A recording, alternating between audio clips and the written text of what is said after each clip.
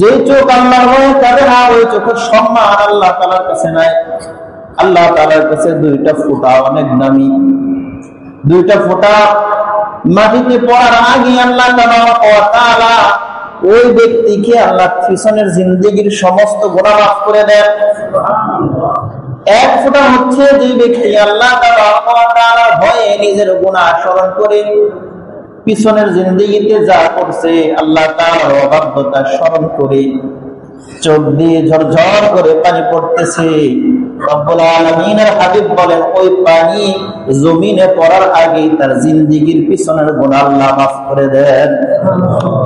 আরেক ফোঁটা হচ্ছে দিনকে কায়েম করার জন্য, দিন রক্ষা করার জন্য কাফেররা আক্রমণ করেছে। এখন মুসলমানদের দুর্বিষহ অবস্থা, মুসলমানদেরকে অকাতরে মারতেছে, জুলুম নির্যাতন করতেছে। এই জুলুম ঠেকানোর জন্য, দিনকে কায়েম করার জন্য যুদ্ধে চলে গিয়েছে। আঘাতপ্রাপ্ত হয়ে রক্তের ফোঁটা যখন জমিনে পড়তেছে, আল্লাহ হাবিব বলেন রক্তের ফোঁটা জমিনে পড়ার আগে তার জিন্দেগির পিছনের গুনাহ আল্লাহ মাফ করে দেন।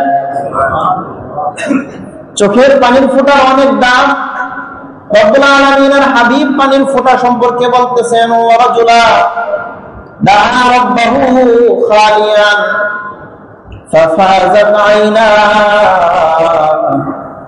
রব্বুল আলামিনের হাবিব বলেন সাত ধরনের ব্যক্তিকে আল্লাহ কাল কিয়ামতের ময়দানে যখন কোনো ছায়া থাকবে না, সূর্য তিনিকর থাকবে, মানুষের তো জানতে থাকবে, এত উত্তপ্ত জমিন হবে, সূর্যের ৭০,০০০ মুখ আছে, এগুলো সবগুলো দ্বারাই তীব্র গরম ঢেলে দিবে সে, মানুষের মগজ টকবক করতে থাকবে।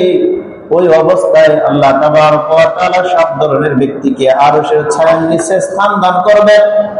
এক ধরনের ব্যক্তি হইল ওয়ারাজুলান দাআ রাব্বাহু খালিয়ান, ওই ব্যক্তি যে তার রবকে নির্জন বেশে ডাকতেছে, দোয়া করতেছে, দোয়া করা অবস্থায় ফাফাযাত আইনাহু, তার দুই চক্ষু দিয়ে ঝরঝর করে পানি বইতেছে।